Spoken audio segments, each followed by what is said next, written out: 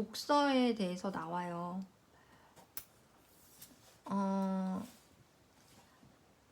밥을 먹지 않으면 생존할 수 없고 운동을 않고서는 몸을 만들 수 없듯이 독서 없이는 내면을 성장할 수 없다. 자신을 변화시키는데 독서만 한 방법이 없다. 지속적으로 독서하는 사람과 하지 않는 사람은 세월이 흘러 큰 차이가 난다. 그러니 매일 독서하고 손에 책을 놓지 말아야 한다. 글을 쓰는 것도 내적 성장을 위한 좋은 방법이다. 글을 쓰며 자신도 모르게 생각을 정리되고 차분해진다.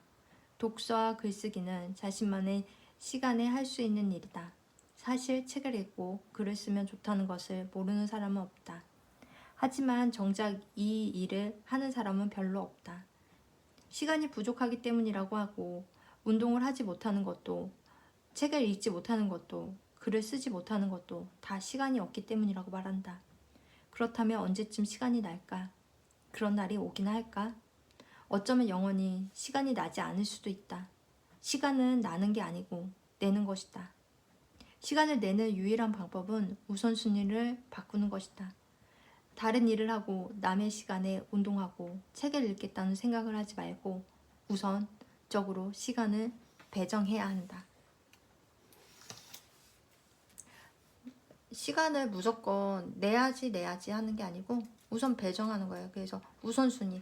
오늘 꼭 해야 할 일 뭐 이런 거 꼭 적어 놓으면 괜찮겠죠.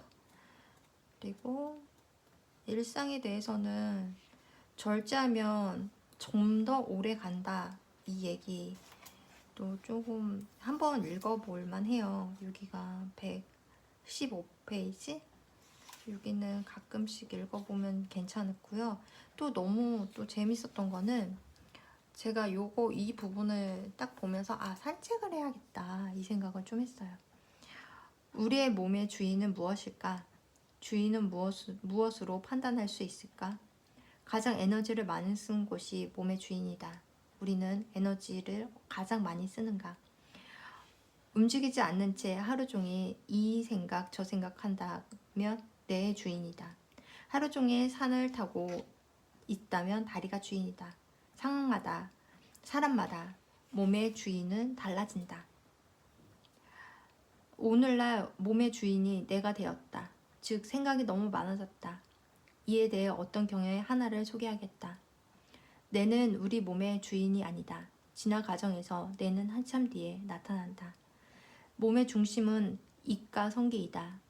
인간이 체간의 포식자가 된 것은 언어의 중추가 발달됐기 때문이고 이로 인해 문명이 발달했기 때문이다. 그런데 문명이 극도로 발달하면서 주객이 전도되었다. 몸의 부속의 기관이 뇌가 주인 행세를 한다. 몸에서 유리가 되어 제멋대로 논다. 그 결과 각종 신경질환이 발생된다. 시스테리, 우울증, 정신불안, 공황장애, 내가 주인 노릇을 함으로써 일어나는 정신질환이다. 수행 목표는 내가 분수를 지키는 것이다. 뇌를 제 자리에 갖다 놓는 것이 몸에 순종하게 하는 것이다. 김상철의 쓴 붓다의 과학 이야기에서 나오는 대목이다. 지나치게 머리를 쓰는 걸 자제하는 것. 그것이 바로 수행이라는 것이다. 저는 이거를 보면서 어쩌면 원초적으로 몸이 주인이 돼야지 내가 주인이 되면 너무 잘난 척을 하는 거예요. 내가 나는 알고 있어. 알고만 있는 게 아니고 스스로 행동해야 된다. 이것을 얘기해 주는 것 같아서 너무 좋았어요. 그래서 산책을 좀 해야겠다 이 생각을 좀 했고 여러분도 그렇게 했으면 좋겠어요. 그리고 또 124페이지에 말이라고 해서 다 같은 말이 아니다. 해서 안 될 말을 하면 안 되고 쓸모없는 말은 줄여야 한다.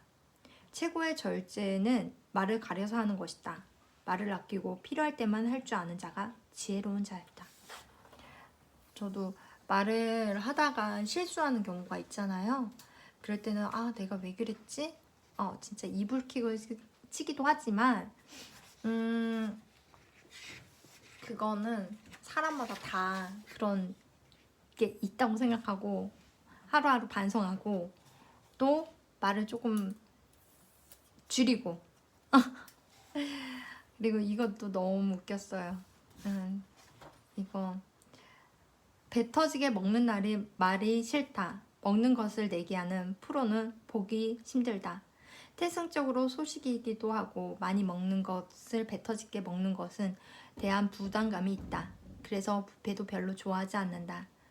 어쩔 수 없이 갈 때는 있긴 하지만 나한텐 맞지 않다. 일단 밥을 먹으면 자꾸 일어났다 앉았다 하는 것이 귀찮고 대화의 흐름이 자꾸 끊어지면 맛에 집중할 수도 없다.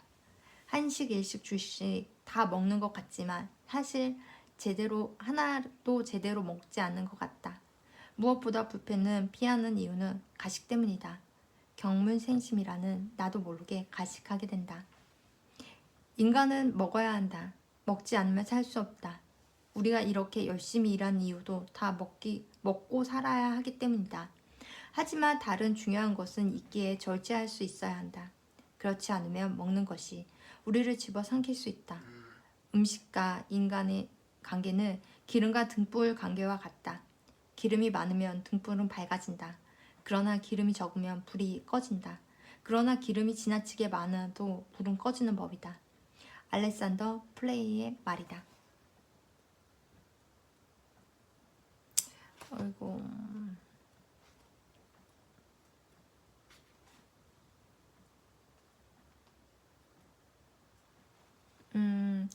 관계 속으로 도피하지 말라. 이 얘기도 좋았어요. 저 역시 한때는 정말 바쁘게 살았습니다. 그런데 무엇 때문에 그렇게 바쁘게 살았는지 돌이켜보니 최소한 절반은 하지 않아도 되는 일이었습니다. 먹고 살기 바빠서 내 삶의 내용을 채우지 못하고 있다는 합리화하지 말아야 합니다. 그렇게 합리화하면 내 미래의 삶은 누가 책임질까요? 우리는 불안하고 관계 속에서 도피하려는 경향이 있습니다. 퇴근 후에 자꾸 약속을 잡고 술자리를 만들고 관계 속에서 도피하지 말고 주체적으로 자신의 즐거운 일을 찾아서 한 가지씩 배워보세요. 김정은 교수의 주장입니다. 불안함을 피하려고 관계 속으로 도피하지 말라는 것. 그의 말에 격하게 공감한다. 그래서 관계 다이어트를 하시고 계시다는 이야기예요. 여러분도 너무 관계에 꼭 맺어야지 된다, 뭐 이게 꼭 들어가야 된다, 그런 강박은 좀 없었으면 좋겠다. 저도 그 생각은 좀 했습니다. 그리고 154페이지. 강요는 일종의 폭력이다. 강요하는 이유는 상대의 한 인격체로 보지 않고 나보다 못한 존재, 계몽할 대상으로 생각하기 때문이다. 이런 발생 자체가 문제다. 누구나 자신의 생각을 얘기할 수 있고 상대로 웬만하면 무엇을 말하는지, 무엇을 원하는지 알아듣는다. 그러면 기꺼이 해야 한다. 딱 거기까지만. 내 주장을 펼쳤지만 상대가 듣지 않을 때는 이를 인정하고 받아들여야 한다. 상대도 뭔가 사정이 있을 것이고 설령 내 주장이 받아들이지 않는다 해도 그 역시 그 사람의 몫이다. 내가 어찌할 수 있는 부분은 없는 부분이다.